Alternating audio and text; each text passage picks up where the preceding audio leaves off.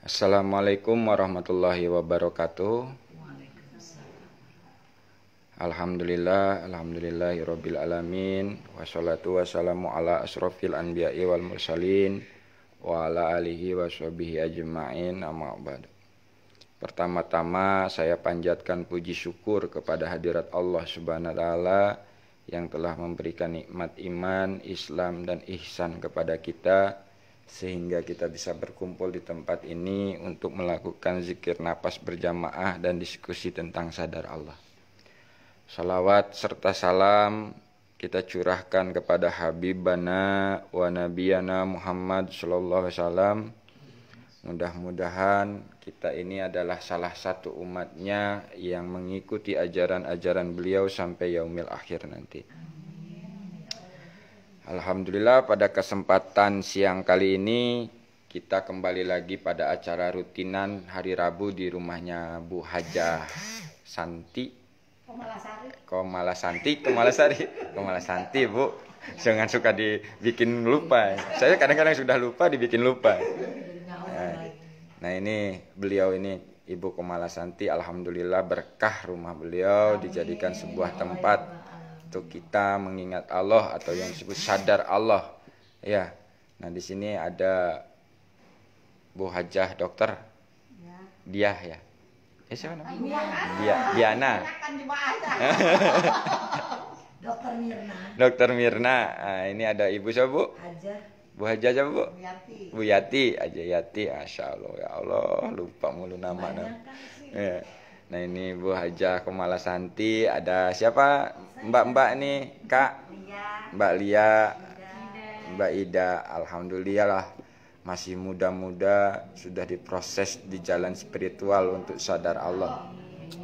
Nah jadi jangan merasa minder ya Bu ya, jangan merasa udah tua, udah enggak ke situ. Karena bergaulnya sama yang tua. Kita kan tua kan cuman hitungan umur doang. Jadi gitu. Jadi oke. Istilahnya dalam hari ini kita akan membahas, memahami, berkomunikasi dengan Allah dalam kehidupan sehari-hari. Nah ini kita harus pahami makna komunikasi dengan Allah ini. Nah, di dalam diri kita itu ada 3 alat untuk kita berkomunikasi. Yang pertama kesadaran jasad, kesadaran jiwa, dan kesadaran ruh. Dan memahami kesadaran-kesadaran ini dalam proses laku, Bu. Nah makanya kan ada keterangan mengenal diri, maka mengenal Allah. Nah kita kenali dulu diri kita. Di dalam diri kita itu ada apa saja. Nah konsepnya diajarkan dari padepokan menggunakan zikir nafas sadar Allah, patrap, silatun. Kan itu ya konsep yang diajarkan. Setelah kita memahami konsepnya, kita lakukan dan kita harus aplikasikan. Nah, di dalam proses memahami, kita bisa mendengarkan melalui video, melalui tulisan yang sudah Pak Pur sebarkan. Kalau tulisan itu ada di www.solospiritislam.com. Di situ mau tentang kesadaran apa saja ada. Kalau di videonya itu ada di channel YouTube-nya Bapak Setio Purwanto. Itu di situ dijelaskan juga tentang kesadaran itu. Sadar jasad, sadar jiwa, sadar. Nah ini saya memahaminya dalam DN ini. Untuk melatih kesadaran jasad kita itu ada di level 1. Itu kita menyadari napas, menyadari pikiran, menyadari tubuh, menyadari ruangan yang ada di sini, menyadari ruangan yang di luar di sini, alam semesta, bintang-bintang. Nah, ini kan kesadaran jasadnya ini. Udah naik di level 2, itulah kesadaran jiwa. Jiwanya menyadari Allah di sebalik alam semesta. Allahnya yang mana? Laisa kamitslihi syai'un. Nggak bisa diserupakan dengan apapun. Sudah dudukkan jiwanya di situ. Biarkan hatinya berzikir kepada Allah mengikuti napas yang keluar masuk tadi. Napas masuk hu, napas keluar Allah. Tapi jiwanya tetap menyadari Allah. Nah, level 3 itu udah perjalanan jiwa itu tadi. Semakin mendekat, semakin berserah. Semakin mendekat, semakin berserah sampai fana. Sudah fana, dilanjutkan dengan api isbat tadi di level 4. Begitu hatinya zikirhu, kesadaran jiwanya menyadari yang ada hanya Allah. Di saat zikir Allah, nah kesadaran jiwanya menyadari yang ada hanya kekuatan Allah. Nah ini jiwanya ini terus berinteraksi itu.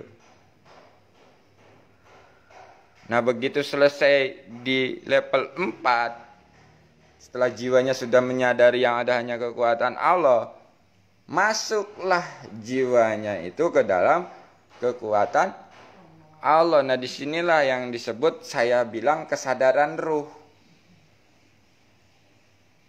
Sudah ngikut aja dengan Allah, itu kehendak-kehendak Allah. Itu yang kita ada di alam lahut ya. Nah itu kalau bahasa-bahasa ilmu ketasawufannya saya kurang ngerti. Ya, kemarin kan ada. Ya kan kayak gini, ada tajali, taholi, Takoji, tahali, tajali. Tajali. taholi, tahali, taholi. Taholi, tahali, tajali. Nah, taholi, tahali, tajali. Nah, itu kan dengan cara keilmuan tasawufnya. Nah, saya akui dalam keilmuan itu saya tidak menguasai, makanya saya tidak mau menjelaskan. Nah, saya menjelaskan apa yang saya alami, apa yang saya lakukan, apa yang saya rasakan setelah mengamalkan zikir nafas sadar Allah. Mulai dari level 1, 2, 3, dan 4 sampai 10. Dan di situ di prosesnya kita akan pahamnya itu oleh Allah dalam kehidupan kita sehari-hari. Makanya Pak Pur selalu mengatakan orang yang belajar zikir nafas itu gurunya Allah. Saya juga nggak paham. Cuman pas begitu dijalankan, berserah ke Allah, dipahamkan. Ini loh, sub, ini loh, sub, ini loh, sub. Nah, apa yang saya pahami itu jangan dijadikan sebuah tujuan untuk ibu-ibu. Tapi jadikanlah sebuah motivasi. Agar tetap lurus ke Allah. Nanti pemahamannya ibu dipahamkan Allah. Contoh Bu Dokter kemarin ya, diproses. Ditipu orang, uangnya hilang, segala macam, tetek bengek. Nah kalau nggak pakai kesadaran, pasti di situ akan gelisah, gundah, merasa begini, merasa begitu. Begitu dia sadari Allah, akhirnya dia membaca, oh Allah ngajarin saya ini. Allah ngajarin saya ini. Nah itu maksudnya. Kesadaran itu yang harus kita tetap lurus sehingga dipahamkan oleh Allah. Sehingga Bu Dokter ngomong tadi ke saya, kok heran ya, hilang uang 5 juta tapi nggak merasa kehilangan. Nah itulah Bu, saya bilang sudah terlepasnya ikatan duniawi dalam diri kita.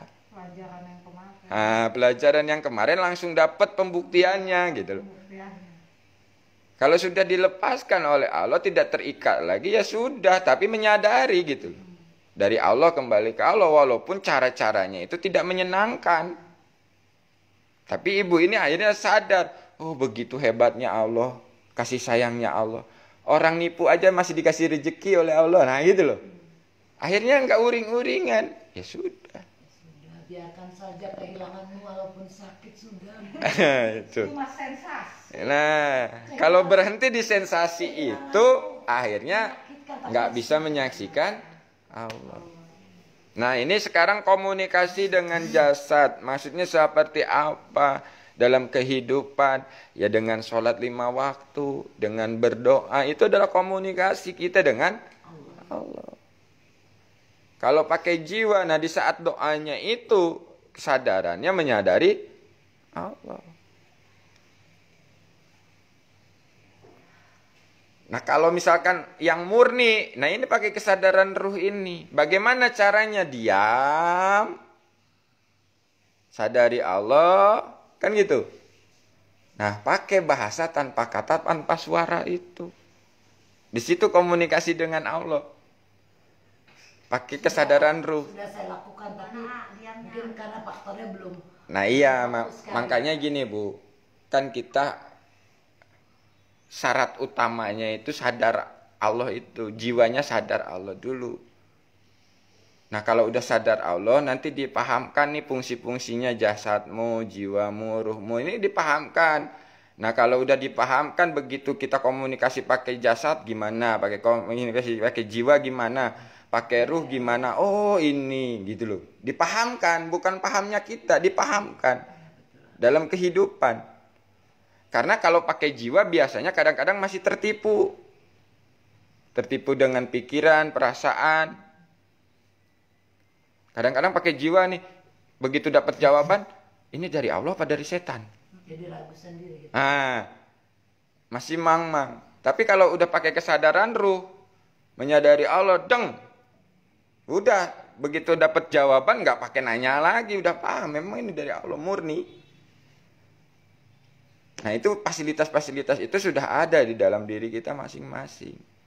Cuman kita mau menggunakan atau tidak. Nah cara ingin menggunakannya kan harus kepada sang pemilik. Berserah dulu biar diajarkan, dipahamkan gitu loh. Kita ingin kenal diri kepada sang pencipta diri. Berserah. Biar dibimbing, biar dipahamkan tentang diri gitu loh.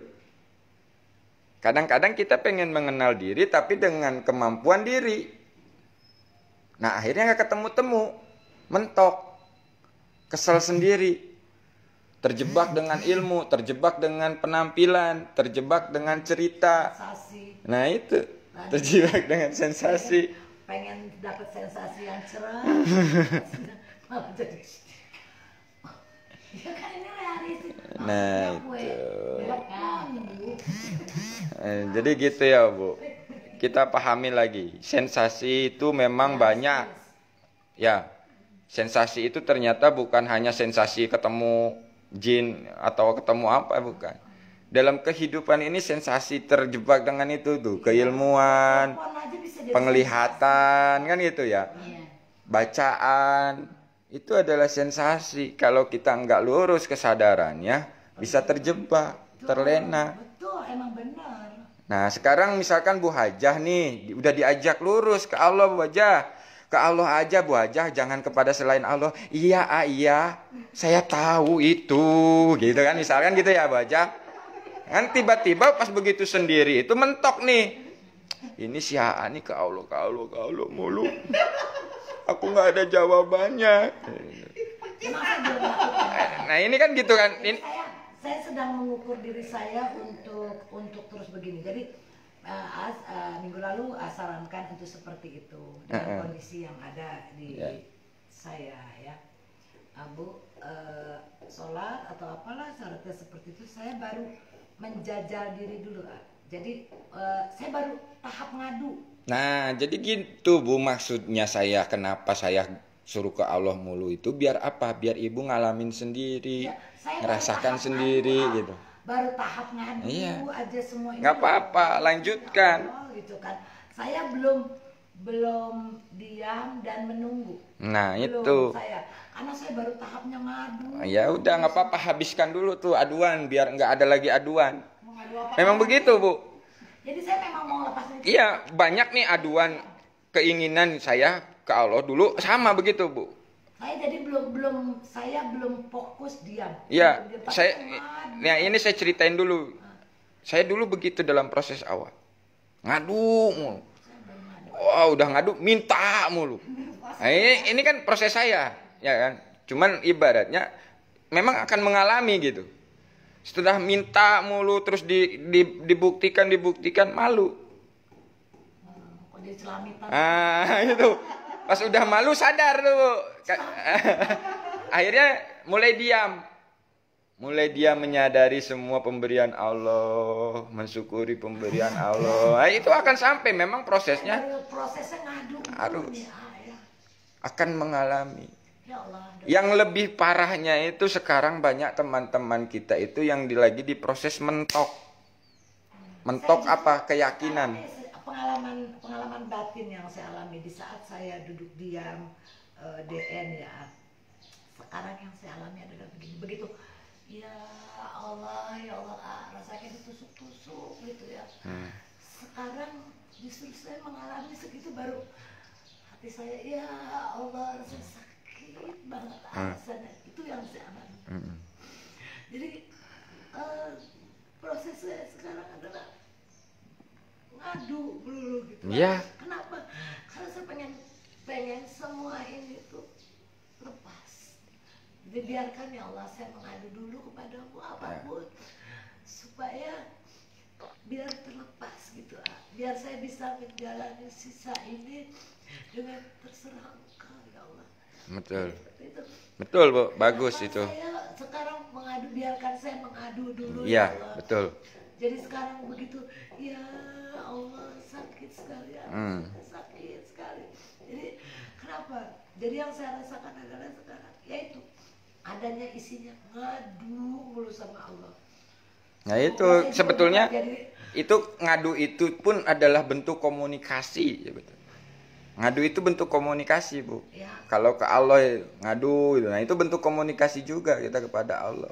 Iya, jadi saya mah belum meminta apa-apa, ya. Belum dia ini, tapi saya masih ngadu melulu. Nah itu makanya gini, Bu. Proses pertama kan saya udah bilang, ya kan kita ini memang punya latar belakang masing-masing lah ya, pengalaman hidup masing-masing. Begitu pengen ke Allah, pasti kan memang nyari jalan kan gitu.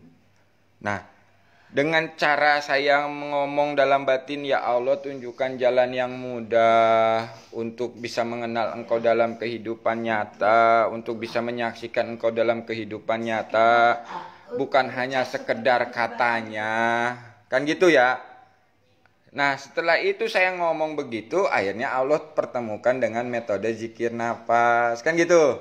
Nah saya lakukan karena Allah. Akhirnya saya nggak ngerti nih, karena nggak ada gurunya. Saya diam lagi ngomong ke Allah, ya Allah, saya butuh guru pembimbing dan keilmuannya agar membimbing saya tetap lurus kepadamu, ya Allah. Tapi nggak pakai mikir gimana cara Allah ngasih guru, enggak. Saya udah dengan kesadaran saya itu udah, yang penting sampaikan aja. Nah setelah saya sampaikan begitu, cara Allah mempertemukan saya dengan guru pembimbing. Tiba-tiba ada orang nelpon gak dikenal, ngejemput saya. Dipertemukanlah saya dengan Pak Pur di Kebon Jeruk. Nah itu saya saksikan. Itu jawaban-jawaban dari Allah yang memberikan jawaban dari komunikasi saya tadi. Oh begini. Terus saya setelah itu diproses lagi, saya pengen istiqomah nih. Saya mintanya enggak kepada Allah, enggak kepada makhluk, kepada Allah. Ya Allah, saya pengen istiqomah zikir nafas ini ya Allah. Itu juga saya. Ya kan gitu. Nah dalam kesadaran itu saya ngomong itu, Bu, pakai kesadaran terus ini nyumbung terus. Ngomong enggak dijawab sama Allah. Buka majelis kamu. Nah itu nggak pakai nanya lagi, ini yang ngasih jawaban siapa gitu loh. Nah, ini Allah sudah. Akhirnya saya turutin. Kalau pakai akal pikir atau perasaan saya nggak bakalan terjadi, Bu. Ya kan? Kalau misalkan saya pakai akal pikir nih, suruh buka majelis, lah emang saya siapa? Ustadz bukan, kiai bukan majelis. Apa ada yang datang? Apa ini? Apa ya? Wah, malah semakin Iya, kalau pakai pikiran. Nah, tapi kalau pakai kesadaran ke Allah tadi, Bu, meyakini ini perintah Allah, begitu saya udah ikuti saja. Saya buka majelis, saya undang. Perintahnya kan gitu, ngundang aja. Udah kamu ngundang aja, nggak usah pakai mikir nanti ada yang datang apa enggak gitu loh. Lakukan saja. Ya sudah, saya lakukan ke setiap grup saya undang. Mengadakan zikir nafas berjamaah, diskusi sadar Allah di rumah saya jam sekian ya, karena Allah las. Begitu saya lakukan, dihadirkan oleh Allah. Dan yang hadir itu bukan orang sembarangan, orang yang sama-sama diproses. Kadang-kadang yang udah lebih duluan, akhirnya di situ Allah kasih ilmunya. Beng. Saya saksikan, oh gini cara Allah ngasih ilmu. Nggak nyadar ya. Nah, kalau pakai kesadaran kita saksikan, Bu, itu. Oh, cara Allah ngasih ilmu tuh begini. Dan dipilih orang-orangnya itu. Memang Allah yang pilih, bukan saya. Yang hadir itu kan memang Allah yang pilih. Bukan saya yang nyuruh. Saya disuruhnya untuk menyebarkan undangan saja. Ini sama kayak gini nih. Yang hadir ke sini itu udah memang Allah yang berkehendak. Saya ngejalanin perintahnya aja, sampaikan saja. Terima nggak diterima, ngerti nggak ngerti ya serahkan kepada Allah. Gitu loh. Nah, semakin saya bertanya ke Pak Pur, jawabannya lurus ke Allah Mas, lurus ke Allah Mas. Kesel awal-awal, Bu. Sama kayak Ibu gitu. Saya nanya jawabannya laras lurus ini apa coba? Ngelawan lagi kalau saya. Ya sama saya juga dulu begitu, Bu. Pertama awal-awal diproses begitu. Ini kan dari Allah bukan. Nah, ini guru gimana sih? Kan gitu. Harusnya ada kayak penjelasan gitu biar semangat saya. Kan pengennya begitu saya, Bu. Greget gitu ya. Tapi dari situlah mulai saya baru dipahamkan oleh Allah. Kenapa Pak Pur itu selalu mengatakan lurus ke Allah? Karena beliau tidak mau menjadi hijab teman-temannya, sahabat-sahabatnya yang diproses oleh Allah. Akhirnya disitulah saya mulai selalu ke Allah. Bertanya ke Allah, bergantung ke Allah, minta dipahamkan Allah. Ya Allah, saya nggak paham nih. Nah, itu. Apa sih maksudnya lurus kepadamu ini? Lurus ke Allah mulu. Ya itu kan. Nanya saya. Begitu saya di jalan. Ada apa? Orang Dayak Baduy itu yang nggak pakai sendal jalan bawa-bawa madu tuh. Di situ diberhentikan sama Allah. Berhenti kamu. Kenapa ya Allah? Tuh baca. Saya lihatin. Lah, biasa ini ngelihat orang kayak gini tiap hari gitu dalam batin saya itu, dan ini obrolannya nih dalam kesadaran Allah tadi tuh. Baca katanya. Saya baca pakai kesadaran. Maksudnya apa nih Allah? Oh, baru kebuka, Bu. Orang Baduy ini nggak pakai sendal, jalannya ngikutin jalanan. Bawa madu, ya kan? Bawa madu. Terus nggak ditawarin, tapi ada yang beli dia jual. Nah, di situ saya baca akhirnya, oh ini makna lurus ke Allah itu. Kamu tuh udah dikasih jalan nih DN, jalanin aja gitu loh, nggak usah pakai mikirin urusan dunia. Nggak pakai sendal itu dia itu maknanya nggak usah mikirin urusan dunia gitu loh. Lurus aja. Ikuti aja jalannya ini. Tahu mau turunnya kemana? Gitu loh. Lurus itu bukan berarti lurus vertikal begitu gitu. Ke Allah kesadarannya gitu. Beda lurusnya ke Allah dengan lurus jalanan gitu, Bu. Nah, setelah itu jangan ngurusin dunia. Dunia ini dijamin oleh Allah. Ya itu jaminannya apa? Dari makna madu tadi. Begitu ada yang beli dia jual. Itu jaminan Allah. Oh, ini tuh. Kira di situ saya sadar. Lurus ke Allah tuh begini. Saya udah dikasih jalan, ya kan? Saya udah ada jaminannya, tinggal jalanin saja. Ke Allah lurus kesadaran, jangan kemana-mana gitu. Oh, ketemu satu, Bu. Nah, begitu saya jalan, komunikasi lagi ke Allah itu. Ya Allah, saya nih pengen ngambil ilmu ini tuh dari sumbernya, dari Padepokan. Saya komunikasinya begitu dalam kesadaran. Tapi nggak punya duit. nggak ada waktu, ya Allah. Ngomongnya begitu, Bu. Kalau diperbalkan gitu. Tapi kalau dalam kesadaran itu tanpa kata, tanpa suara sebetulnya. Cuman ini saya perbalkan biar dipahami gitu. Saya ngomong gitu. Tapi aku yakin, ya Allah, jika Engkau berkehendak, pasti akan terjadi. Nggak lama, kan gitu. Tiba-tiba ada orang, yuk kita ke sana. Saya siapkan tiket pesawat, saya siapkan uang jajannya. Tuh, saya di situ menyaksikan pakai kesadaran. Allah luar biasa. Berangkat ke sana. Dan memang orang-orang itu hanya dijadikan alat untuk nganterin saya aja sama Allah. Mereka mah ya pada tidur di hotel, saya ya tinggal di Padepokan karena saya tujuannya ke situ gitu. Mau ngambil ilmunya dari situ gitu. Akhirnya dia bejang apapun tentang 3T, ATP. Wah, dibejang. Alhamdulillah Allah kasih pemahaman. Walaupun kilas. Wejangan itu cuma semalam. Tapi diberikan pemahaman oleh Allah.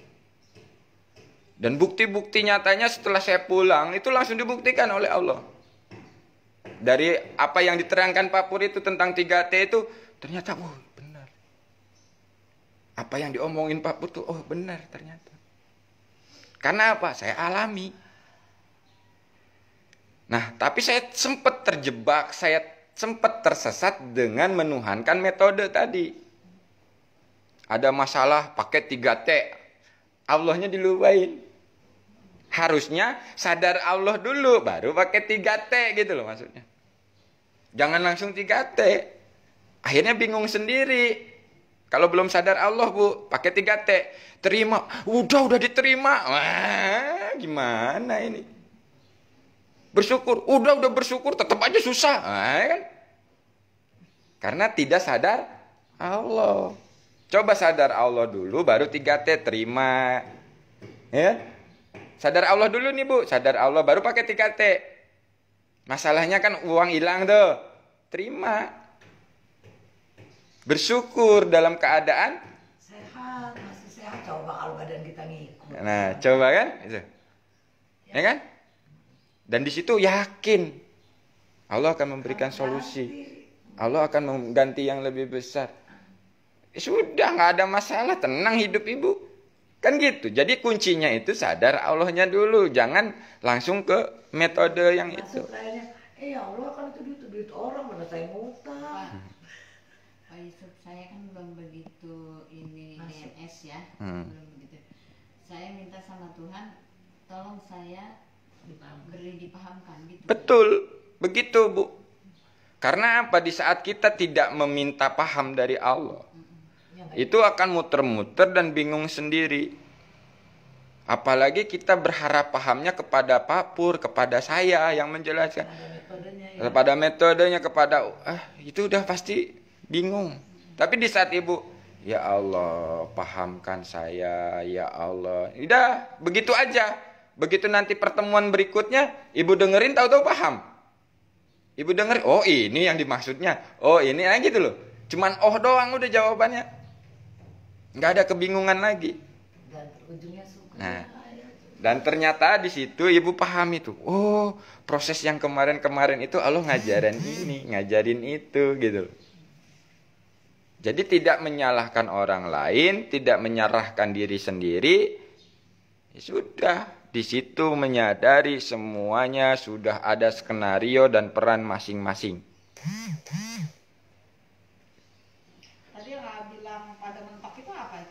Nah itu mentok. Contoh gini Bu.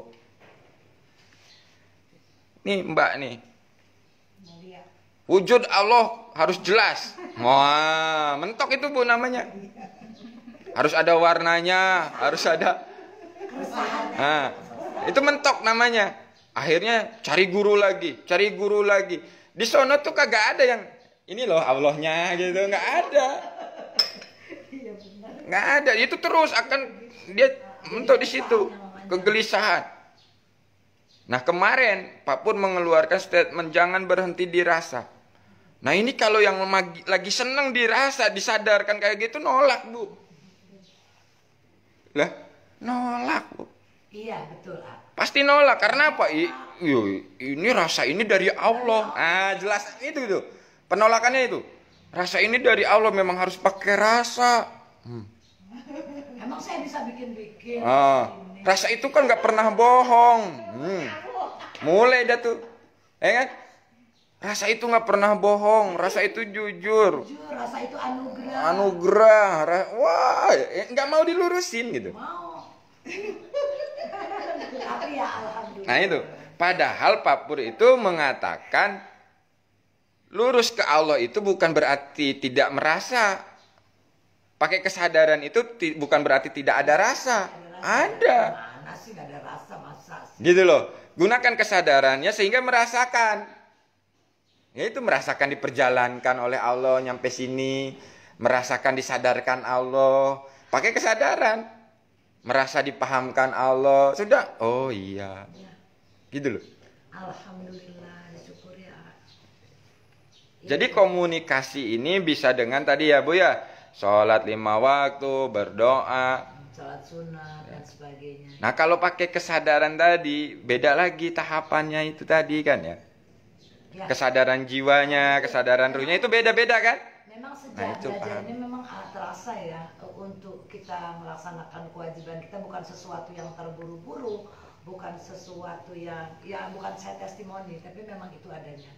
Jadi setelah saya dipahamkan Allah dengan keadaan seperti ini, sholat satu nggak merasa sesuatu yang dientengkan, saya merasakan itu.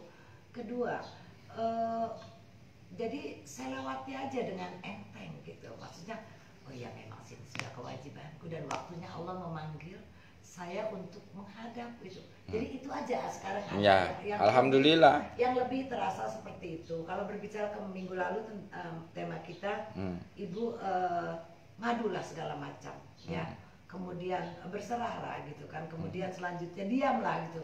Saya masih di proses ngadu karena banyak banget gitu yang mau saya sampaikan, walaupun sebenarnya Allah udah tahu gitu kan.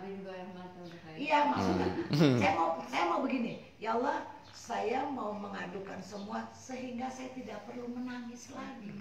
Itu. Nah itu Bu. Jadi saya memang tahap seminggu ini. Memang nggak apa-apa. Saya mau mengadukan dulu ya Allah. Terus dirasakan, dinikmati prosesnya. Biar nggak ada lagi ini, biar nggak ada lagi yang tersisa. Maksudnya saya tidak perlu menangis, saya tidak perlu menyesali. Yang ini yang mau saya bersihkan. Nah itu namanya kalau udah masuk ke dalam yang lebih dalam lagi Bu, di saat menerima itu sudah tidak ada kata-kata.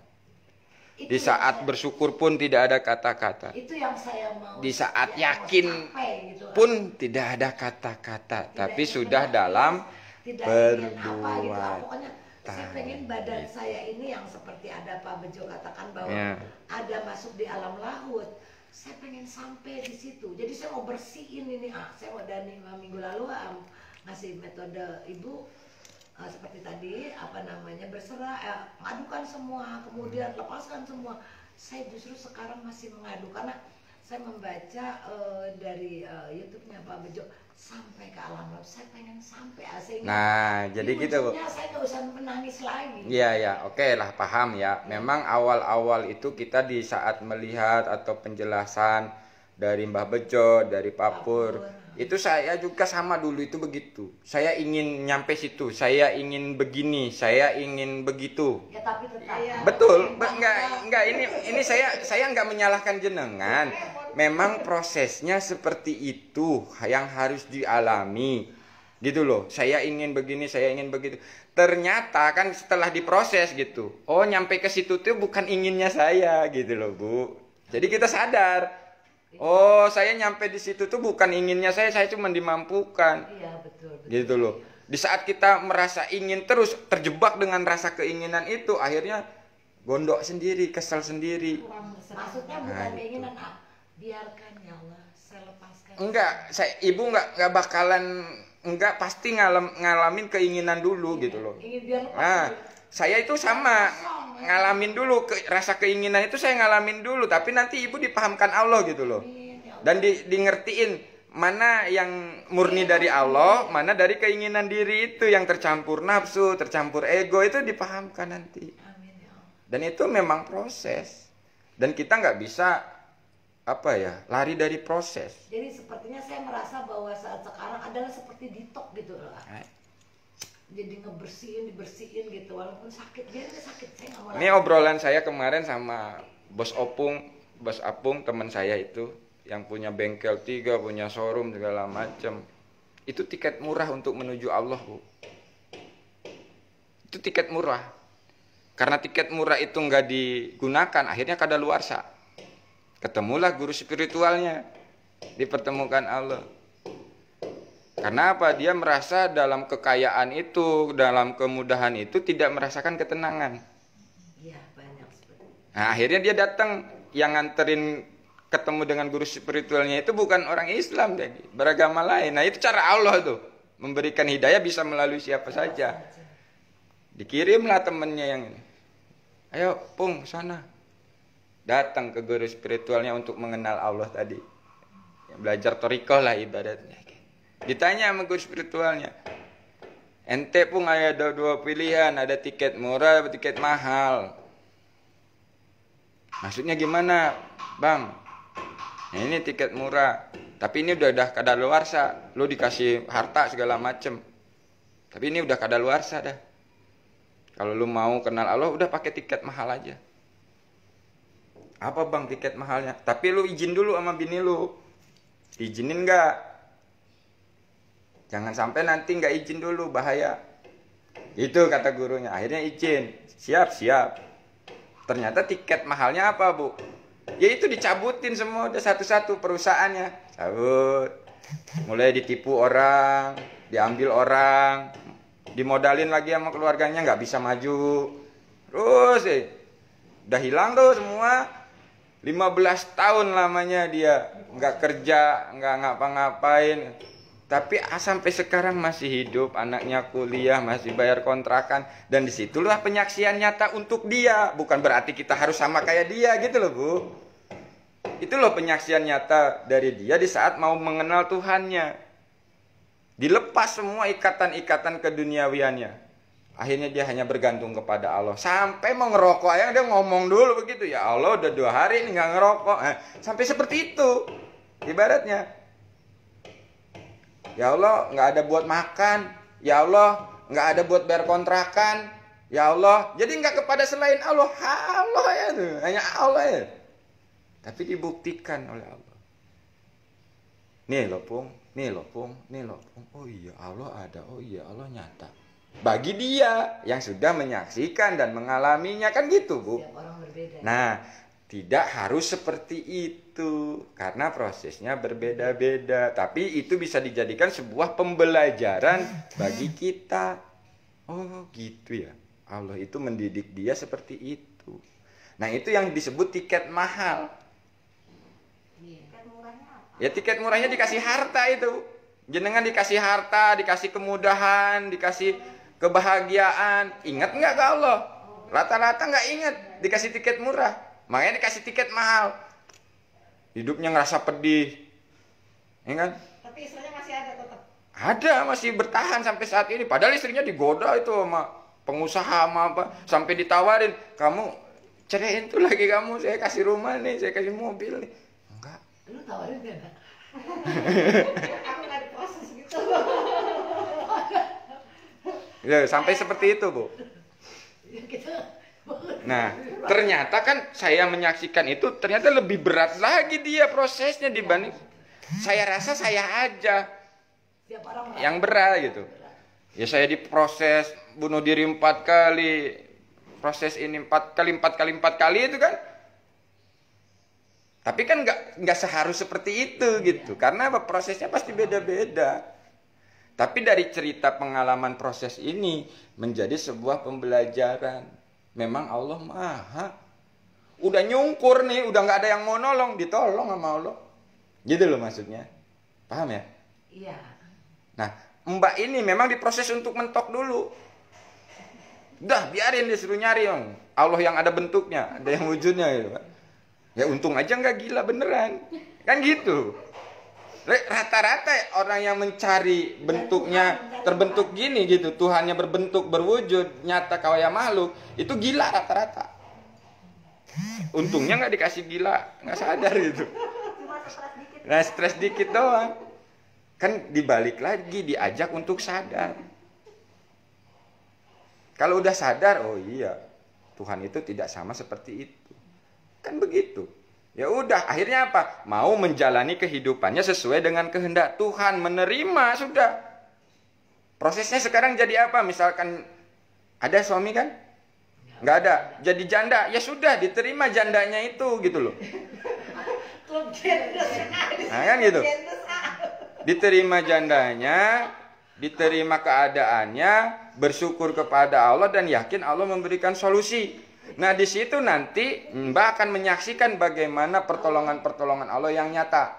Dikasih imam yang baru, yang taat, yang ini, yang itu, gitu loh. Kalau sudah benar-benar yakin kepada Allahnya. Ada pertanyaan yang satu katanya. Nah, udah punya suami, masih punya suami. Alhamdulillah. Nah rata-rata kan gitu Bu ya, belajar ketuhanan kebablasan. Tadi kata A harus menerima, jadi janda emang gimana menerima? Nah ya itu kan kalau masih ada kata-kata gimana nggak nerima, berarti kan belum nerima Bu. Nah kalau udah nerima itu udah kan nggak ada kata-kata. Udah sekian tahun. Saya udah nerima. Berarti kalau masih diungkapkan saya sudah sekian tahun loh, ya berarti belum Bu. Berarti nggak hebat ya. Nah jadi sadar Allah dulu gitu loh Bu, sadarin dulu Allah. Kata ibu-ibu nih, kata yang lain gini, enak banget Ayah Yusuf si cewek, padahal nggak tahu ibu-ibunya nyelemek semua atau Nah inilah proses saya dari Allah untuk selalu bersama-sama kan gitu ya, dipertemukan dengan ibu-ibu di sini yang ingin memang diproses oleh Allah. Nah kita tuh sama-sama diproses kok, nggak ada yang hebat, nggak ada yang udah duluan, nggak ada Bu, sama-sama. Tiket mahal. Nah tiket mahal sebenarnya kita itu. Amin Ya Pak Pur menceritakan yang enaknya karena apa? Ya dia tuh nggak mau image deket Allah itu susah gitu loh. Karena apa ya, sebenarnya memang kalau udah deket Allah tuh seharusnya keadaan susah pun seneng gitu loh. Jadi Pak Pur itu tidak mau menonjolkan proses perjalanan yang susahnya. Karena apa? Agar ya mau melakukan. Dalam kenyataannya ya semua ngalamin. Pak Pur ngalamin susah nggak? Ya sama gitu loh. Maksudnya prosesnya itu akan ngalamin gitu. Nah itu. Mbah Bejo ngalamin. Mbah Bejo luar biasa juga proses. Menuju dia sekarang seperti ini itu kan prosesnya. Oh kalau kita dengerin ceritanya mah. Tapi kan nggak berarti harus kayak Mbah Bejo. Kita kalau saya menyikapinya seperti yang saya udah hadapin setiap minggu aja ya. Kenapa saya ya Allah biarkan saya berusaha, maksudnya meminta kepadamu untuk bisa melepaskan semuanya, karena kan saya melihat kayak gimana testimoni AA yang menceritakan pengalaman hidup, proses yang AA terima. Nah saya pengen pada ujungnya itu semoga masih ada umur saya, semoga. Nah itu Bu. Nah sekarang saya bongkar lagi yang tadi ditanyakan masalah goib-goib yang orang kesurupan segala macam. Kalau sudah belajar di kesadaran, sudah belajar sadar Allah, tidak akan lagi tertipu dengan hal-hal seperti itu. Ya kan? Hal goib itu urusan Allah. Hanya kepada orang-orang yang dikehendaki oleh Allah. Yang ngaku-ngaku banyak. Ya.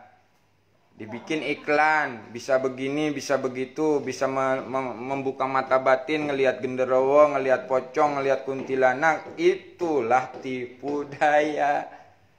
Sebenarnya itu adalah permainan alam bawah sadar. Gitu loh Mbak. Mbak ini kan udah sering nonton film suster ngesot kayak gitu ya.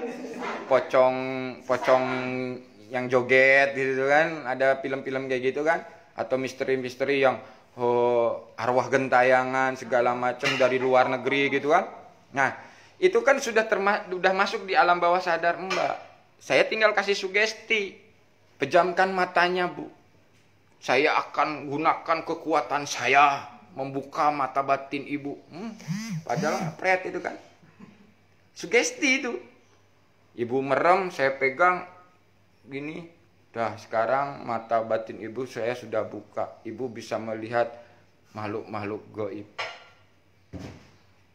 Nah karena udah sering nonton, udah sering dengar cerita gitu kan. Jadi sama. Nah begitu saya suruh buka mata, alam bawah sadar itu kan merespon.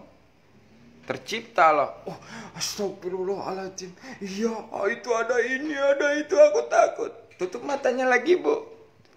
Saya normalkan kembali, biar ibu tidak melihat alam gaib lagi. Buka bu, buka.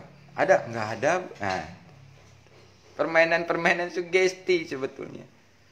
Mau pakai apa aja, mau pakai ayat, mau pakai apa, itu untuk mendongkrak keyakinan alam bawah sadarnya itu untuk menciptakan.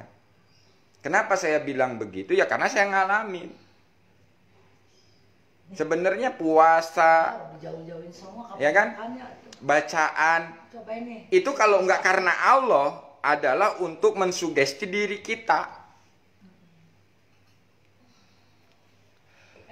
Baca sholawat menjadi magnet rezeki, itu kan sugesti bu, diulang-ulang dibaca kan? Nah kan, diulang-ulang dibaca, akhirnya meyakini dirinya sebagai magnet uang, percaya. Kenyataannya benar itu karena diyakini tanpa berpikir itu sebenarnya. Nah itulah di situ perlu kita belajar yakin tuh di situ. Kalau udah yakin tanpa berpikir, kun payakun Allah sebenarnya. Tapi yang jadi masalah, yakinnya kita jadi ke sholawat bukan ke Allah. Gitu.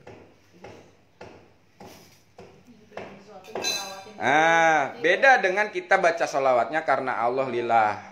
Allahumma sholli ala Sayyidina Muhammad, Allahumma sholli ala Sayyidina Muhammad. Kita baca nih dengan kepasrahan total lillah karena Allah. Enggak memikir ini dan itu. Begitu dapat padilahnya, misalkan ibu dimudahkan rezekinya, yang disadari itu bukan sholawatnya tapi Allahnya.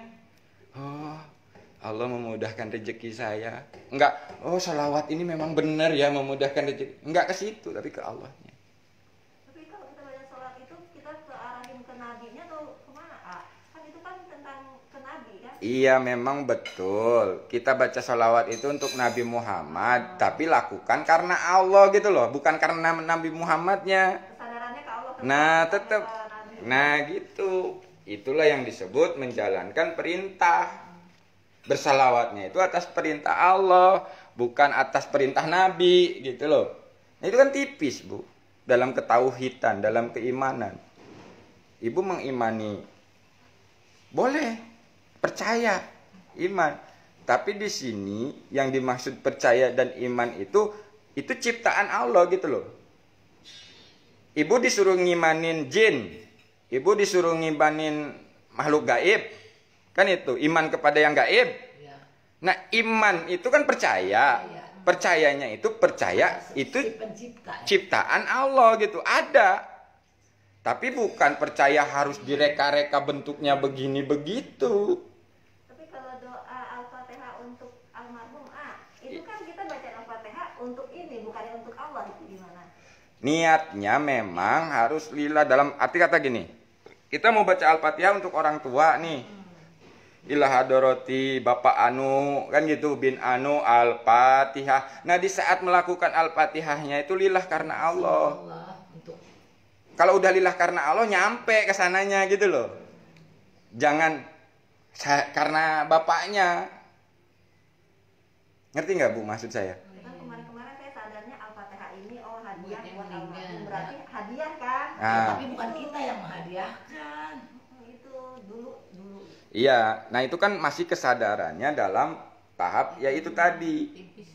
Tapi kalau kesadarannya karena Allah, ya udah pasti nyampe. Jadi kita minta sama Allah. Itu loh. Lakukannya itu karena Allah, bukan karena selain Allah. Contoh kayak sedekah ginilah. Ibu mau bersedekah nih. Ada nenek-nenek. Duh, kasihan dia. Kayaknya nggak makan, nggak minum. Nih, saya sedekah nih. Karena kasihan. Karena Allah bukan. Nah, karena kasihan. Tapi kalau karena Allah, melihat nenek-nenek, memang ada rasa kasihan, tapi aku melakukan ini karenamu ya Allah. Dilah nggak? Sudah. Padilahnya dapat nggak? Dapat, karena itu otomatis. Kita katakan di hati kita. Iya, dalam kesadaran itu, Bu. Nah itu. Makanya saya awal-awalnya selalu mengucapkan dalam hati. Saya sedekah karenamu ya Allah. Saya ibadah karenamu ya Allah. Saya melayani anak istri karenamu ya Allah. Saya melayani teman-teman ini karenamu ya Allah. Itu saya ucapkan dulu sebelum timbul kesadaran. Karena udah sering diucapkan, timbullah kesadaran. Jadi memotivasi ya. Seperti itu. Ya sama kayak kita zikir hu Allah, hu Allah, hu Allah, hu Allah. Udah aktif kesadarannya itu, udah nggak pakai disebut-sebut gitu Allahnya. Getar sendiri udah. Oh. Nah itu dalam laku perbuatan. Udah Tapi getar sendiri, nggak usah disebut, udah getar. Nah sendiri. makanya Bu, menerima yang sesungguhnya itu ya udah nggak mau jadi siapa-siapa. Udah ibu jadi peran ibu, seorang janda yang mengharapkan. Ini kan saya biar jelas gitu loh. Ya. Janda semua di sini. Ya ini kan maksudnya biar enak gitu. Ibu nggak usah ngelihat orang yang punya suami gitu loh. Aduh enak banget dia mau punya suami begini gitu, aku sendirian. Nah jangan begitu, maksudnya udah. Pak, itu orang udah tua-tua masih ada ya gitu. Ya nggak apa-apa kalau itu kan hanya dalam kesadaran menyadari itu. Cuman kan kalau ibu naikkan lagi kesadarannya, oh iya ya masih Allah mampukan dia untuk hidup walaupun udah tua gitu, untuk tua bersama gitu ya. Kita kan enggak, Bu. Dia sadar Tuh. aja. Makanya namanya rumah tangga itu Bu, nggak ada junior, nggak ada senior, nggak ada junior, nggak ada senior, ya kan? Sampai 60 tahun waktunya berantem aja tuh. Tapi kalau sama-sama sadar Allah, nggak mungkin, kan gitu. Dan ini pun saya belajar Bu. Awal dulu saya diproses kenapa begitu, karena ego saya. Nah sekarang udah tahu, oh berarti nggak boleh begitu saya, harus begini. Harus ngikuti. Saya ingin merubah istri pakai omongan saya nih. Saya malah dibalikin Bu. Masih begitu. Jadi saya malu sendiri gitu loh. Iya juga ya. Sudah. Saya praktekkan dulu. Dengan kesadaran. Ngaku guru, ngaku ustaz. Nah. Begitu dibalik-balikin kan. Dibalik-balikin. Tapi begitu saya berserah ya Allah. Yang memiliki hati istriku itu hanya Engkau. Yang bisa membolak-balikan istri hatiku hanya Engkau. Dan aku berserah kepadamu ya Allah. Aku lillah siap menjalankan amanah punya istri seperti ini kan. Ya Allah. Begitu dijalanin Bu, dengan hari-hari terus, seminggu 2 minggu berubah Bu. Tiba-tiba benar ya yang dikatakan AA itu. Saya bilang, loh jadi saya yang diceramain ini. Kan gitu. Akhirnya dia punya pikiran sendiri ini. Kok sekarang nggak marah-marah kayak dulu sih? Kok saya marah gitu nggak marah? Nah, akhirnya kok berubah? Oh ya, sudah. Oh begini cara Allah merubah. Dia nggak saya ajarkan zikir napas sadar Allah, tapi sekarang dia sadar Allah Bu. Kayak istrinya Papu. Nah itu, saya nggak memaksa dia untuk belajar zikir napas, tapi saya memohon kepada Allah agar disadarkan. Sadar. Iya, jadi itulah bentuk komunikasi dengan Allah, maksudnya begitu Bu. Ya, jadi komunikasi dengan Allah itu bermacam-macam, tergantung kesadaran kita. Kalau kita sadarnya komunikasi Allah itu cuma hanya sholat, ya udah, gimana lagi? Komunikasinya cuma doa saja, ya sudah, mau gimana lagi? Memang prosesnya itu harus dialami dulu, gitu kan? Nanti lama-lama, oh dalam setiap saat, setiap waktu kita bisa komunikasi. Kita bisa memohon, kita bisa meminta petunjuk, kita bisa minta gini gitu. Sudah kali ya, cuman belum sadar. Nah itu aja Bu. Coba deh disadari. Sebenarnya kita semua udah, cuman belum sadar ya. Nah. Kadang-kadang dapat, kadang-kadang enggak. Nah itu. Kadang-kadang oh iya ya. Terus lama-lama lupa lagi. Kayak kita tahu nih kita nggak boleh marah atau apa. Terus kalau ada yang mancing gitu tetap aja marah. Nah itulah proses yang namanya benar salah, ya kan? Salah benar, benar salah itu akan selalu dialami oleh siapapun. Tidak melihat bentuk makom, maupun dia sudah yai, maupun dia sudah habib, benar salah itu akan tetap mengalami, Bu, selama masih hidup di dunia ini. Gitu loh. Makanya jangan sampai menuhankan mursyid itu di situ. Nah, kalau kita proknya ke papur, ya kan, begitu papur salah, nah, ya udah di situ akhirnya kita kecewa. Tapi kalau kita ke Allah, ya kan, ikutin apa yang diajarkan papurnya itu karena Allah, papur salah kita sadar, oh lagi diproses salah oleh Allah, kan gitu, nggak kecewa karena sama-sama diproses, gitu loh. Nggak menyalak, oh gurunya aja masih begitu, nggak begitu. Ya memang Allah kenapa baru sekarang ya? Memang Allah karena baru sekarang. setelah diterima jadi janda. Iya, kemarin lagi ada suami enak gitu. Kan beda. Nah sekarang gini Bu, kemarin ada yang konsul, ya kan? Ya begitu. Di rumah ini awalnya panas, berantem mulu, begini begitu. Oh airnya habis di sana tuh. Kalau nggak ngalah salah satu, Warungan ada dispenser lagi. kalau nggak ngalah salah satu, di situ akan selalu menyalahkan. Contoh gini, ini laki ini nggak bisa diatur, gini dasar laki kurang ajar, gini. Karena apa? Merasa kita yang benar, gitu kan? Terus kita pengen ngerubah dia dengan omelan kita, dengan ocehan kita, ternyata dia malah semakin bandel, gitu. Nggak bisa. Tapi begitu kita paham dan sadar bahwa suami itu milik Allah, bukan milik saya, yang ngadunya kepada Allah. Nah, terus kitanya merubah diri kita untuk selalu sadar dan tidak menyalahkan. Malah kita balas dengan kebaikan, perhatian, segala macam, tetek bengek dengan ketulusan karena Allah. Dia malu sendiri, akhirnya dirubah oleh Allah, gitu. Tapi kalau sekarang kan udah nggak ada, terus gimana? Ya udah, ibu mau dapat lagi apa enggak? Misalnya enggak. Kalau enggak ya sudah. Berarti ibu jalani kehidupan ini lillah karena Allah saja. Kalau memang sudah enggak mau. Enggak, terus kalau mau. Kalau mau ya minta ke Allah, yang ngasih con Allah. Kasih tahu komunikasi. Nah, komunikasi aja sama Allah. Gitu, Bu. Karena kalau mintanya nanti ke selain Allah kecewa. Gitu. Jadi semua terjadinya hidup ibu seperti ini kan udah ada skenarionya. Skenario yang memang harus dilewati. Kita sadari tuh kok. Gitu loh. Kalau nggak ada skenarionya nggak mungkin ibu lewati gitu. Aneh rasanya. Kan gini Bu, ada yang keyakinan. Soalnya tepungnya boleh. Allah ini kan udah menciptakan kita, itu udah ditulis di Lauhul Mahfuz nih katanya. Akan begini, akan begitu. Jam segini, Nah, udah pasti. Nah itu kan memang benar, nggak salah. Tapi kalau Allah mau merubah bisa nggak? Bisa. Lah orang punya Allah kok. Punya Allah.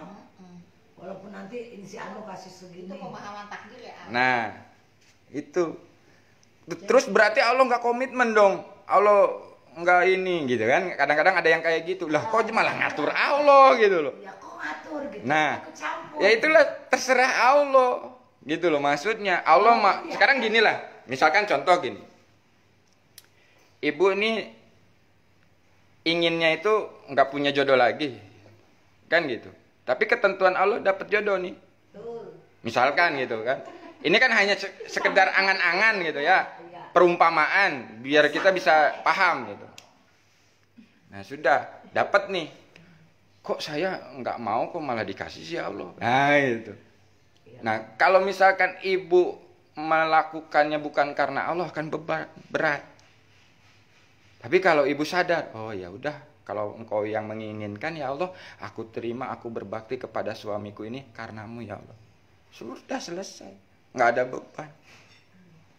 Gitu loh Bu. Kalau kesadarannya ke Allah begitu. Kemarin kan ada yang 70 tahun, Bu.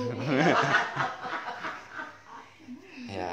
Goreng ada 70 tahun. Enggak, dia enggak ada yang nawarin. Oh, dia nawarin mau nggak sama orang 70 tahun? Enggak, temennya kalian yang Nah itu Bu. Pentingnya kita selalu berkomunikasi dengan Allah menggunakan kesadaran tadi sehingga hidup kita itu sesuai dengan kehendak Allah, bimbingan Allah, dan selalu bergantung kepada Allah. Ya kan? Coba sekarang kita sadarin. Sekarang kita masih bergantung kepada makhluk enggak? Masih. Masih mengharapkan manusia. Nah, tapi nanti setelah bergantung kepada Allah itu bukan berarti tidak perlu makhluk. Bukan, Bu. Jangan sampai salah paham lagi. Kita bergantung kepada Allah, ya terserah Allah nanti nolongnya melalui siapa gitu loh. Ke Allahnya itu jangan sampai pakai ada perantara, langsung. Tapi nanti Allah memberikan, terserah Allah, jangan kita ikut-ikutan mikir. Tapi kita sadari begitu datang solusinya melalui makhluk, sadarnya Allah yang memberikan solusi gitu loh. Allah yang nolong gitu, bukan makhluknya, Allah yang nolong. Nah, itu dengan kesadaran. Karena kita doa kita. Nah, gitu, Bu. Ternyata memang Allah jawab. Nah, jadi kalau yang mau punya suami nggak dikasih ya udah. Bukan ya udah. Nah, kan ini sama aja kita itu putus asa kalau ya udahlah, terserah lah. Nah, itu kan putus asa. Putus asa, Bu. Ya. Nah, bukan ya udah terserah lah, tapi berserahlah kepada Allah. Jangan berserah kepada keadaan. Kalau yang saya tangkap jadi begini ya, Ayah. Yeah. Dari tadi yang Ayah cerita ya. Jadi takdir itu memang sudah ditentukan. Tapi ketika kita berserah diri dan mendekat, semakin dekat, takdir itu bisa berubah. Nah, begitu kan? ya iya, karena yang punya itu Allah. Jadi kalau ada orang bilang takdir nggak bisa dirubah. Ya iya. Kalau misalnya belum kenal, belum dekat, ya kalau kita sudah Ada catatan di lauh. ya ini kan. Iya, betul, sudah ada catatannya. Yang ngasih catatan itu siapa? Allah. Kalau Allah mau merubah, boleh nggak? Boleh nggak? Boleh nggak saya tanya? Nah, ya sudah. Takdir bisa dirubah, tapi kita harus mendekat kepada yang punya takdir. Nah, begitu. Berserahlah kepada yang pemilik takdir. Contoh gini, Bu. Secara logika akal sehat, misalkan ya, yang saya alami sendirilah, nggak usah ngomongin orang. Minum racun, itu otomatis harusnya mati nggak? Mati. Tapi kata Allah, belum, Sub, kamu hidup lagi. Sadar lagi saya, Bu. Saya kira udah mati. Saya lihat, muntah di mana-mana, kotoran di mana-mana, masih hidup, saya pegang gini, masih sakit gitu. Kok hidup sih gitu? Nah, masih hidup sih, akhirnya gitu. Harusnya kan mati. Coba kali yang lain, kan gitu. Potong urat nadi di tangan. Secara johirnya, secara syariatnya, darah keluar banyak, mati nggak? Mati. Tapi kata Allah, belum, Su, bangun lagi. Gitu loh, Bu. Akhirnya nyari cara lain. Kali aja menabrakkan diri pakai motor kenceng-kencengnya dalam keadaan mabuk parah. Motornya hancur, saya mental. Bangun lagi. Loh, belum, Bu. Belum waktunya. Saya coba lagi. Mabuk parah, nyari gara-gara di kampung orang. Kuat digebukin, pakai balok, pakai apa. Harusnya mati nggak? Mati harusnya. Tapi begitu ICU sadar lagi, hidup lagi, Su. Itu kayak Bu Risa yang Firmek itu, dia udah ke atas katanya tuh. Udah ngeliat suasana yang terang benderang, tidak menyilaukan dan nikmat sekali, katanya. Tiba-tiba itu leluhur saya datang. Balik belum waktunya katanya gitu. Nah, kalau saya dulu itu nggak ngerti, iya kan? Iya, nggak ngerti kalau itu kehendak Allah gitu kan. Pas begitu sadar baru saya ngerti gitu loh, Bu. Bahasanya itu kan nggak ada bahasa, nggak ada kata sebenarnya. Tahu hidup lagi kan gitu. Nah, sekarang aja udah sadar, oh itu cara Allah tuh begitu. Belum waktunya, Sob, hidup lagi gitu kalau dibahasakan. Tapi sesungguhnya enggak seperti itu bahasa kita komunikasi dengan Allah itu. Tanpa kata, tanpa suara. Nah, kalau mau diperbalkan, dikeluarkan, disuarakan itu agar dipahami. Sebenarnya ya Tapi dengan kesadaran itu bukan begitu gitu loh, Bu. Maksudnya ya sudah diam. Tapi kita paham gitu. Paham. Nah, jadi kita udah minum itu, udah minum Antimo 4 enggak mati. Ibu cuman Antimo 4, Bu. Bu. Ya. Ibu Nah, itu kan ini kan secara logika harusnya overdosis. Ibu Antimo 4.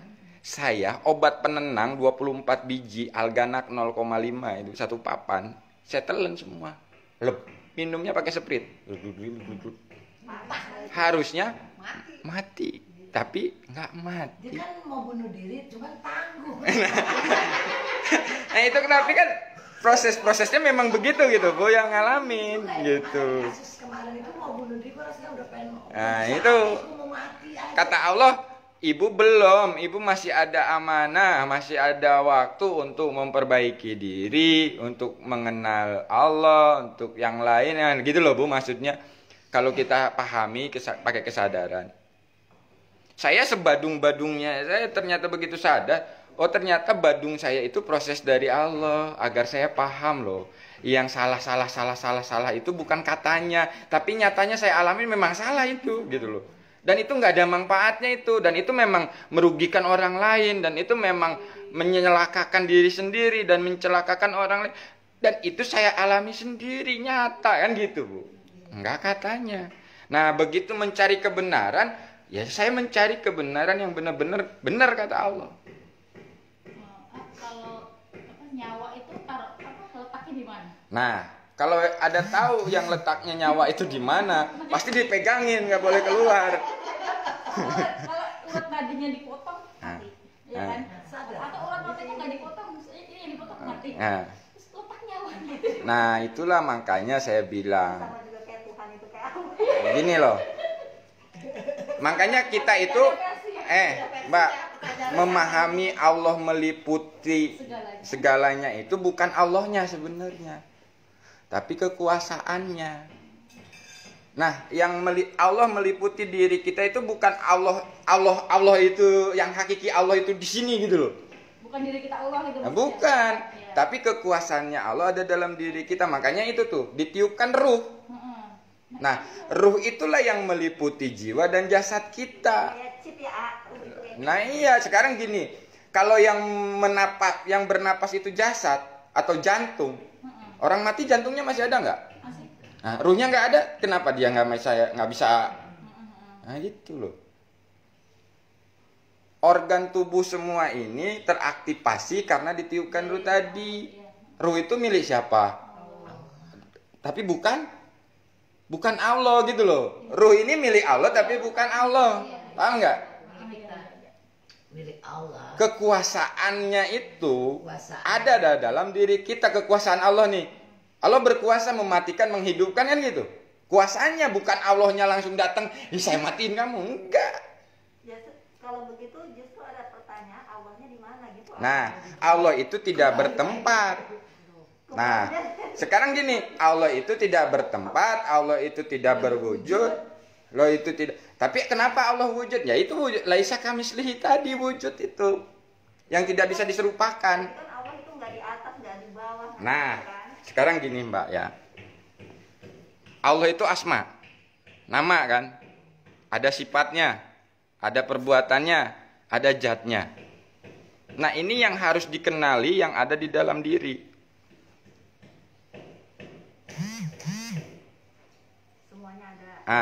Tapi sang pemilik nama, sang pemilik zat, sang pemilik perbuatan, sang pemilik sifat itu tidak ada di dalam diri. Ngerti nggak maksud saya? Yang ada di dalam diri itu yaitu tadi nama, perbuatan, sifat, sama zat. Tapi sang pemilik itu semua tidak ada di dalam diri.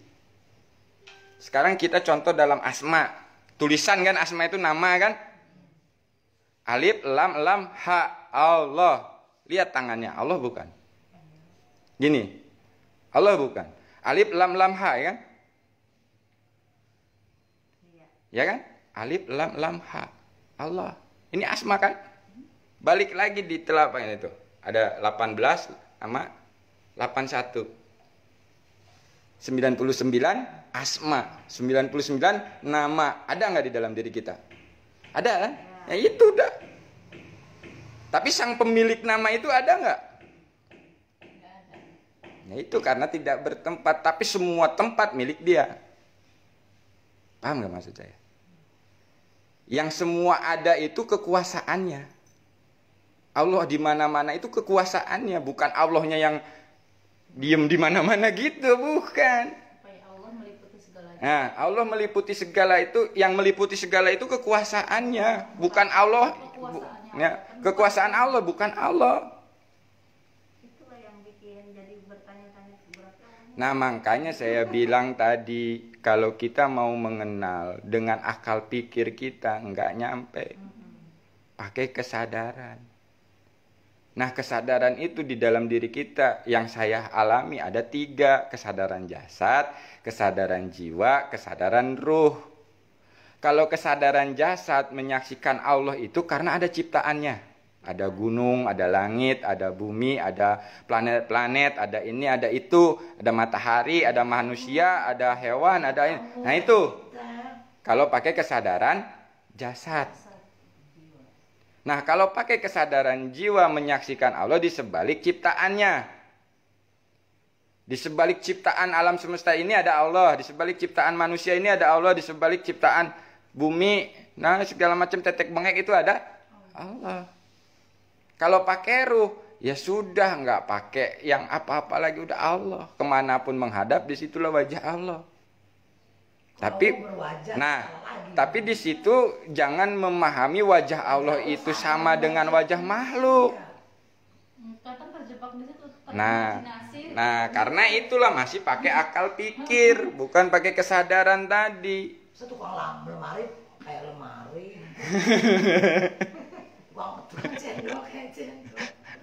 Jadi itu yang menciptakan motor itu manusia, ya kan?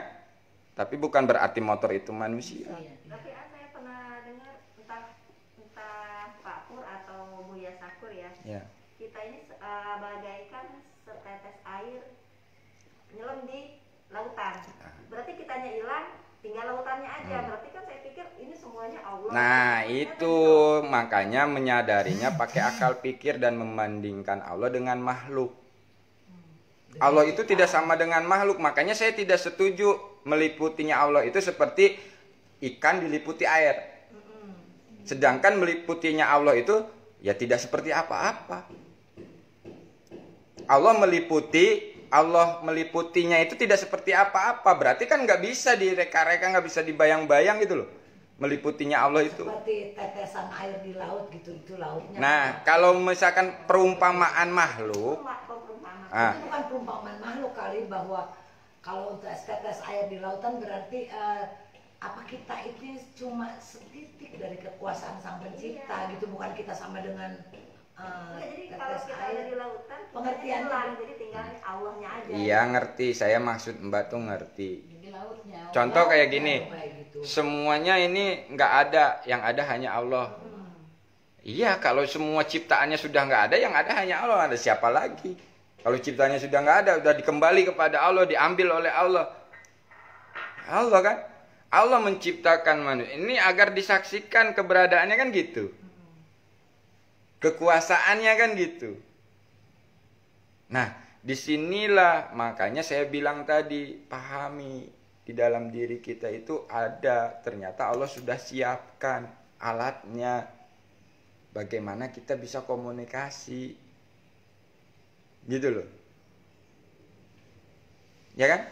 Kalau misalkan komunikasi dengan Allah itu cuma untuk nabi, cuma untuk para wali, berarti kita gimana? Preman gimana? Nah, kita sebagai orang biasa yang bukan wali, yang bukan nabi gimana? Hah? Nabinya udah pada meninggal, walinya udah pada meninggal. Terus khusus untuk orang-orang yang apa? Kiai gitu, maksudnya. Orang-orang yang suci gitu. Berarti nggak berkuasa namanya. Terbatas kekuasaannya. Kalau pengertian celupan Allah, aku pikir sama juga kayak yang seperti setetes Ya itu yang disebut udah kesadaran ruh itu tadi, Mbak. Sudah tidak ada keberdayaan lagi, yang ada hanya Allah dan kekuatan Allah itu udah. Lepaskan, maksudnya kembali ke dasar kalimat itu, lepaskan aja sudah. Apapun yang kita lakukan itu. Jadi gini, Mbak. Mbak bisa bergerak ini bukan digerakkan Allah itu berarti Allahnya yang menggerakkan, bukan. Kuasanya lah yang menggerakkan. Ya itu tadi kan Mbak bisa bergerak itu karena ada ruh tadi. Nah ruh itu adalah milik Allah, tapi bukan Allah. Coba dicabut ruhnya, kembali ke Allah, masih bisa gerak nggak? Nah ruh itu di mana? Ya meliputi jasad ini. Bisa di sini, bisa di sini, bisa di sini, bisa di sini, bisa di sini, ya kan? Dicabut aja sedikit nih nikmat ruhnya itu, kayak orang stroke gitu, mati sebelah, nggak bisa gerak sebelah. Ternyata baru sadar kan dirinya itu tidak bisa apa-apa. Apakah kita harus nunggu seperti itu agar kita sadar? Mau nunggu seperti itu dulu? Nah, itu makanya. Nah sekarang belajarlah kesadaran tadi. Itulah makanya. Nah, iya. Kalau kita sudah mengenali dalam diri kita ini ada apa aja, siapa saja, apa saja, fungsinya untuk apa saja, disitulah baru kita akan dibimbing mengenal yang menciptakan tadi. Makanya berserah itu, berserah diri itu. Jangan banyak keinginan, jangan banyak ini itu, anak ini itu. Udah kalau memang mau berserah ke Allah, udah ke Allah aja. Lurus aja, nanti dibimbing. Jangan terjebak lagi, harus menguasai ilmu ini dulu, baru bisa ke Allah. Akhirnya pelajarin ilmu ini dulu bertahun-tahun, Allahnya dilupain lagi gitu loh. Padahal udah dimudahin loh. Ini loh, kamu langsung loh. Ngapain kamu belok lagi ke situ? Ilmu apapun gak ada yang bisa menyampaikan kita untuk ketemu Allah. Gak ada. Terkecuali berserah tadi. Berserah saja, Bu. Tinggal sedikit. Berserah jiwa, raga, ruh kita berserah sudah. Berserah aja udah. Kepada yang punya. Mau kemana dibawa, yang penting kita melakukan aja yang terbaik. Nah, sekarang kalau udah sadar kepada diri dan disadarkan oleh Allah, menyadari Allah, di situ akan menjalani kehidupan ini sesuai dengan kehendak Allah. Maka di situ setelah sadar Allah, aplikasikan menjadi saksi Allah, abdi Allah, khalifah Allah. Biarkan saja mau dibawa kemana sesuai yang kita punya. Nah, saksikan apa yang disaksikan Allahnya. Allahnya. Di saat jenengan makan, di saat jenengan silaturahmi, saksikan Allahnya. Jangan hanya makanannya aja. Paham gak maksud saya? Iya. Dengan kesadaran itu saksikan, iya, saya nggak minta ini dikasih ini sama Allah. Gitu. Nah ini, ini. Nah itu disebut saksi dalam kehidupan nyata. Kita memang menyaksikan. Nah menyaksikan itu bukan hanya dengan mata, tapi dengan kesadaran tadi. Nah kalau sudah matanya menyaksikan ini, kesadarannya menyaksikan Allah, di situ timbullah rasa syukur. Kan gitu. Lepaskan, sudah minta sama Allah dipahamkan segala sesuatu. Nah, jadi yang penting sekarang Mbak saya pesan, ingin kenal Allah, jangan nyari-nyari wujud bentuk kayak makhluk karena akan terjebak di situ. Dan ingin kenal Allah harus paham ilmu ini, ilmu itu dulu, nanti akan terjebak di ilmu. Nanti Mbak harus kenal Allah, ketemu dengan mursyid dulu, mursyid yang sudah begini begitu, dengan syarat-syarat mursyidnya yang sudah begini begitu, akhirnya nyari-nyari mursyid terus. Nah gitu loh maksudnya, terjebak dengan itu. Nah sekarang ada yang Allah memberikan kemudahan dengan metode ini, lurus ke Allah, langsung ke Allah. Coba di situ dilakukan maksudnya. Kalau nanti sudah dilakukan, nanti akan dipahamkan dalam kehidupan sehari-hari. Karena Nabi Muhammad pun mengajarkan ya langsung pada Allah.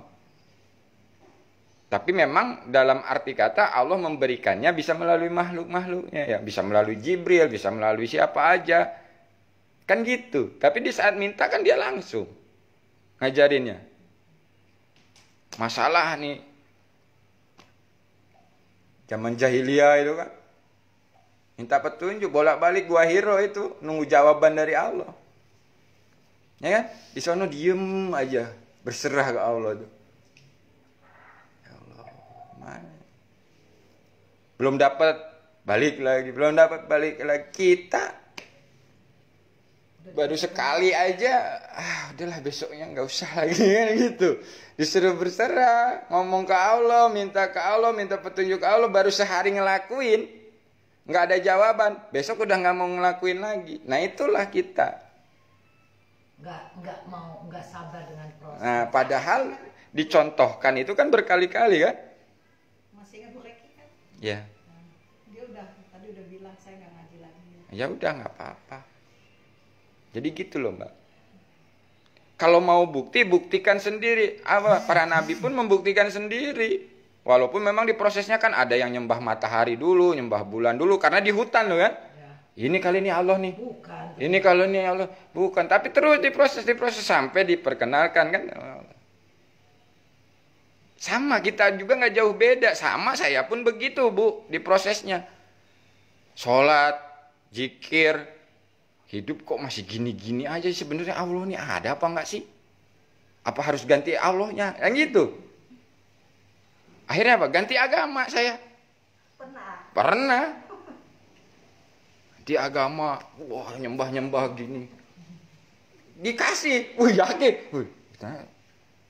Gak nyaman. Keyakinan mulai belok kan ke situ. Lama-lama loh enggak begini gitu. Ganti lagi. Coba ikut, ikut. Ya mulut nih ngikut tapi hati ini nolak gitu. Tapi kok gini? Tapi semua itu ada gitu. Di semua agama itu Allah tuh ada tapi beda nama gitu. Dan mereka pun mengajarkan untuk hubungan langsung dengan Tuhannya. Dia suruh menyediakan tempat khusus, di situ berdoa, memohon kepada Tuhan, bimbingan Tuhan, segala macam, rasakan kehadiran Tuhan. Ya sebenarnya nggak jauh beda yang diajarin itu. Cuman kita nggak paham. Makanya yang taat mah ya sama. Gitu loh. Nyampe. Iya, yang nggak taat ini oknum-oknum ini kan gitu, yang akhirnya menyalah-nyalahkan agama. Menyalah-nyalahkan kepercayaan orang. Merasa dirinya paling benar. Padahal kan disitulah. Ya kita menyalahkan itu ya kalau yang memang benar-benar salah di dalam ajaran agama Islam. Memang peraturannya kan begitu. Benar nggak?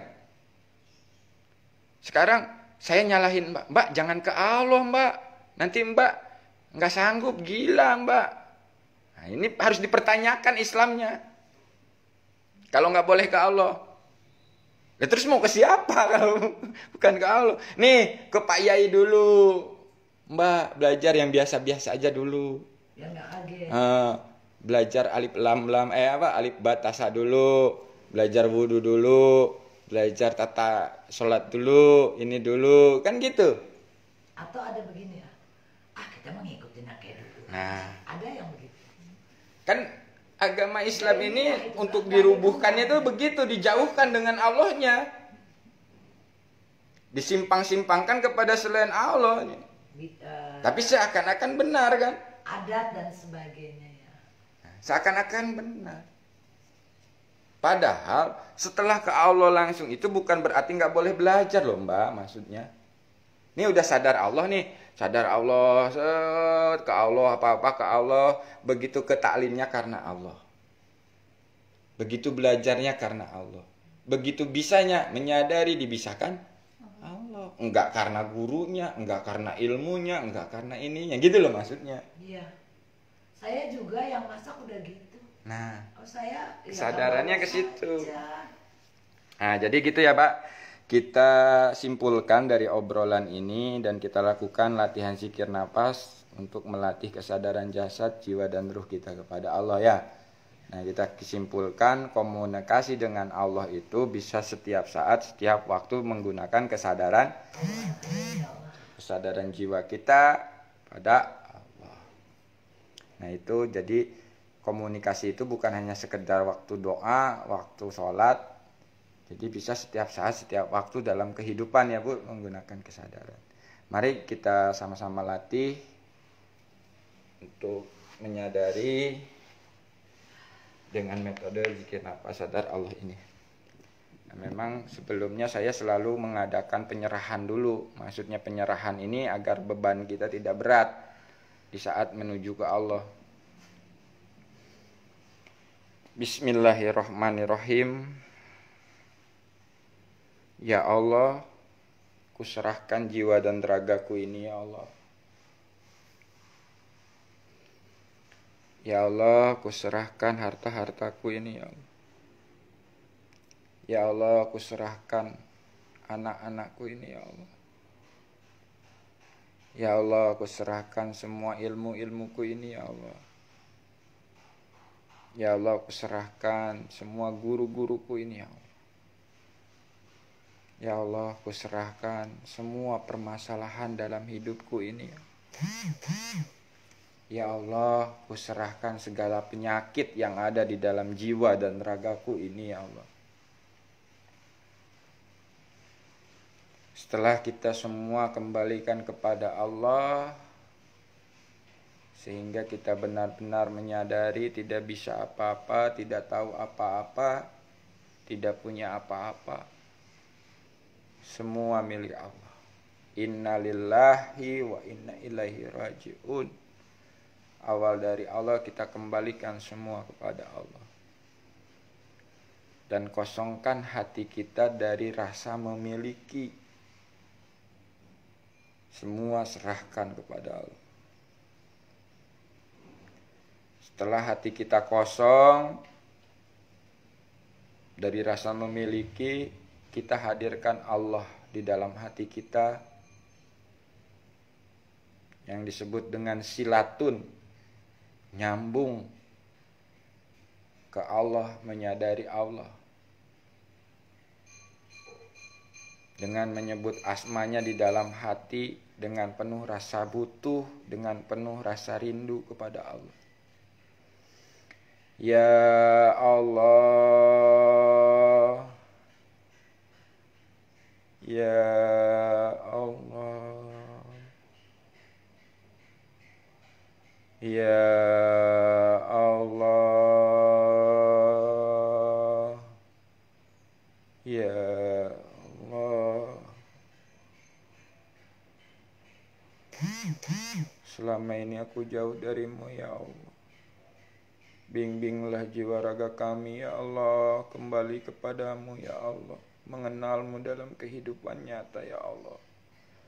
Ya Allah,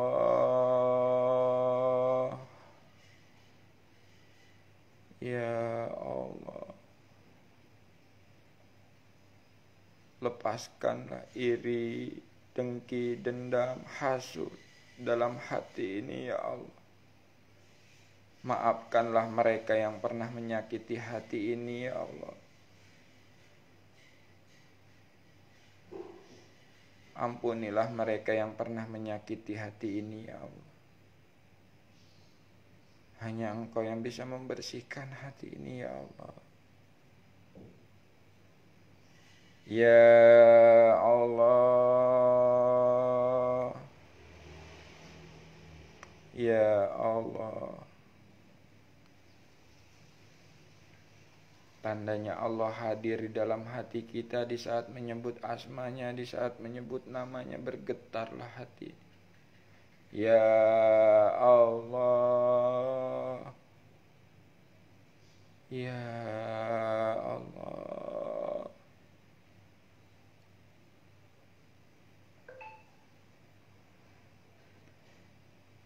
Mari kita sama-sama minta ampun di hadapan Allah.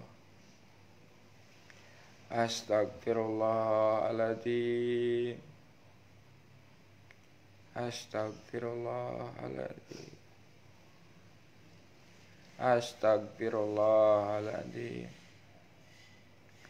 Asyhadu alla ilaha illallah Asyhadu anna Muhammadar Rasulullah. Allahumma sholli ala Sayyidina Muhammad wa ala ali Sayyidina Muhammad.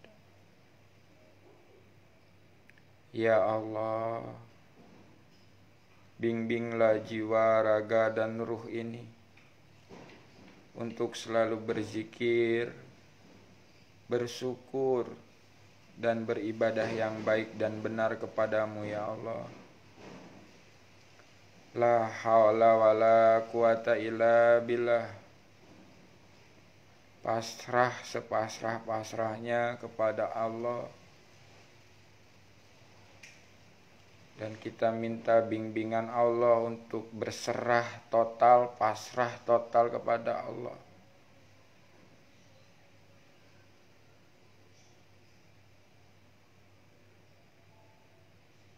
Kita matikan jasad kita sadari napas yang keluar masuk melalui hidung ini. Tanpa kita atur, ternyata napas ini keluar masuk dengan sendirinya. Lalu kita sadari pikiran kita, sadari perasaan kita, sadari tubuh kita. Dari mulai ujung kepala sampai ujung kaki.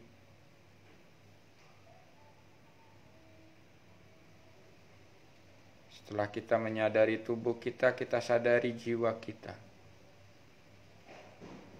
Jiwalah yang menyaksikan pikiran ini berpikir, napas ini bernapas.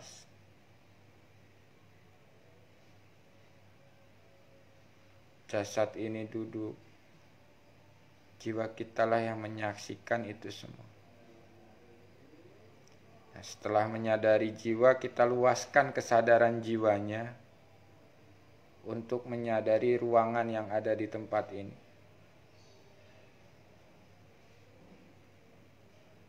Dan kita luaskan lagi kesadaran jiwanya menyadari di luar ruangan ini.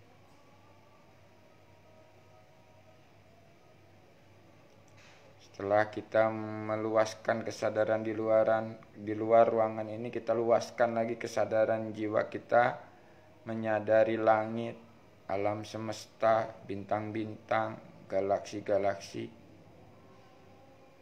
sampai alam semesta yang tiada batas. Kita sadari.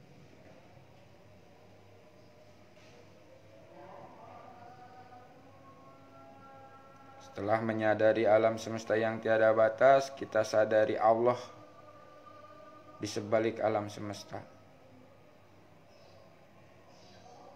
Dudukan kesadaran jiwa kita menyadari Allah, lalu hati kita berzikir mengikuti napas keluar masuk melalui hidung. Napas masuk hu, napas keluar Allah. Napas masuk hu, napas keluar Allah.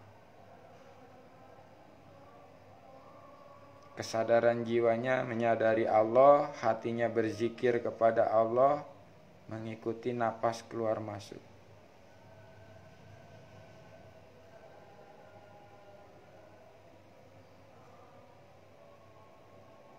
Kita luaskan lagi kesadaran jiwa kita di saat napas masuk hu, kesadarannya semakin mendekat.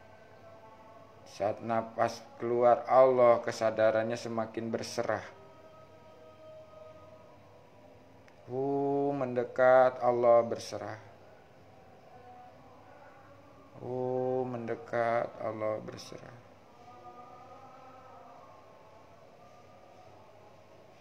Sampai tidak ada apa-apa lagi.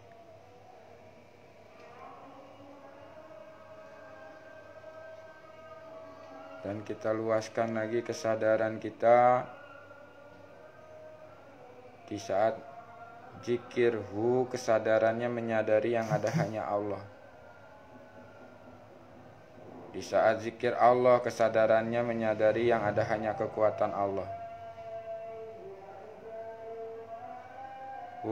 Yang ada hanya Allah, Allah yang ada hanya kekuatan Allah.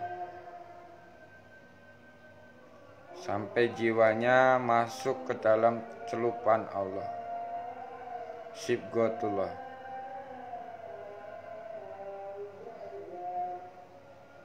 Kesadaran Sibghatullah inilah bisa kita gunakan untuk melakukan 3T ATP di dalam kehidupan. Pertahankan kesadarannya menyadari Sibghatullah, hatinya tetap berzikir Hu Allah. Hu Allah.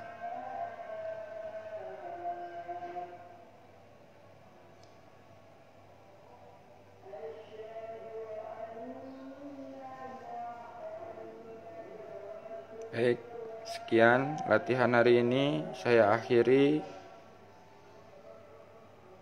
Wassalamualaikum warahmatullahi wabarakatuh.